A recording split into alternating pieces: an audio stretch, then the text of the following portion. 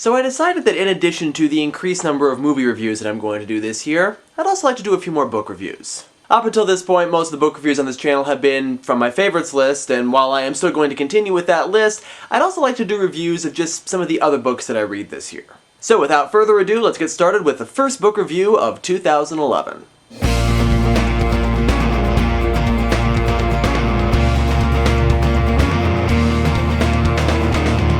Okay, I lied. There's actually going to be a little bit more ado because I have to introduce the rating scale.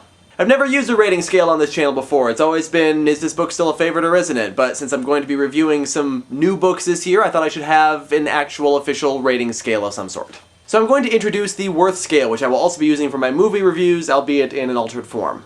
As you can see, it ranges from an ultimate recommendation, that is a book that I think that everyone, regardless of age, background, whatever, should read, to less than worthless, which means that if you're going to make me read this thing, there'd better be a prize at the end. Only 2 books have ever been placed on the less than worthless category. But I'm not going to tell you what they are. It will be rare that a book will fall on one of the 2 extremes on this scale. Usually it'll fall into one of the middle 5. Worthless, pretty self-explanatory.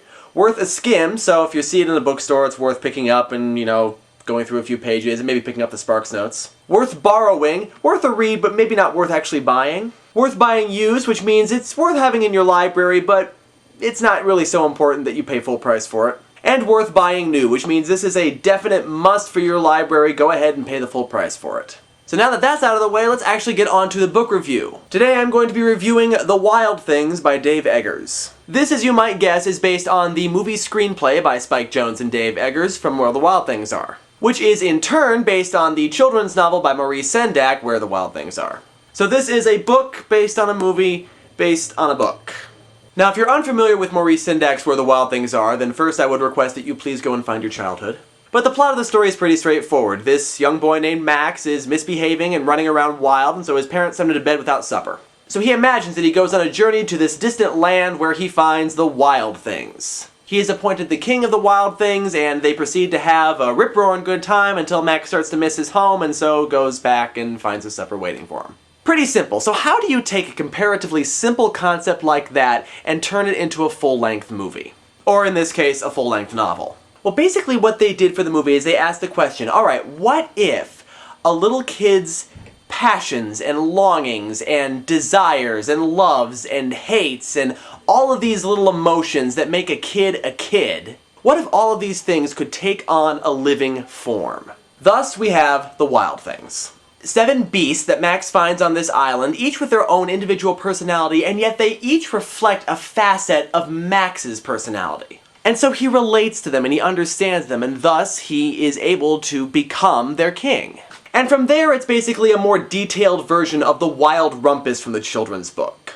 It goes into detail about the activities that Max has the beasts do. In short, it's kind of like a day in the life and imagination of a little kid. But just like the life and imagination of a little kid, it's also an emotional roller coaster, and the story is very emotionally driven. They have good fun and they do constructive and interesting things, but there are also points where they get angry with each other, where feelings get hurt, where they become physically hurt, and sometimes things can get very, very dark.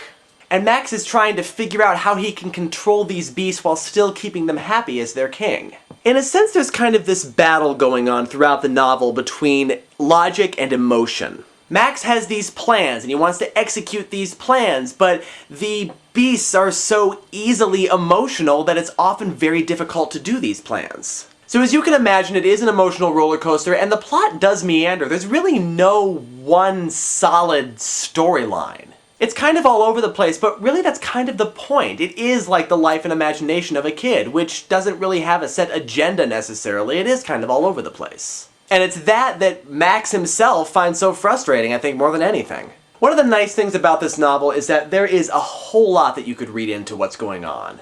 You could find a lot of interpretations of the text and draw a lot of conclusions based on what's written here. In that sense, it's kind of a novel for anybody. And I did find this a very compelling read, but it's also a very difficult read just because of how angsty it becomes sometimes. It is often very unpleasant to read this story, but again, that is kind of the idea. I will say this though, it is a novelization of the movie, and if I were given a choice of which version of the story I would want to experience, I would pick the movie. The novel goes into more details about certain things, but one of the things that it does is it describes how hungry Max is, or how cold Max is, or how he's essentially living in his own filth because he hasn't been to the bathroom in forever. Those details do make the story a little bit more realistic, but on the other hand, I always saw both the movie and the original children's books as more of a suspension of reality than something that was actually happening. In the original book, it's basically just a dream, so it really doesn't matter to me so much that he never has to eat or go to the bathroom, because that makes sense. It's not really happening. So I don't really think those passages are necessary, and for that reason I would pick the movie over the book, but the book is still very good. So my rating for The Wild Things by Dave Eggers would be, buy it used. It's definitely worth a read, and I would even say it's definitely worth owning for yourself, but don't pay full price for it. Find it at a used bookstore somewhere. And that does it for my first book review of 2011. Until next time, happy reading. Of course, there's a snowplow outside the window while I'm trying to record this. Of course, the timing would be that impeccable.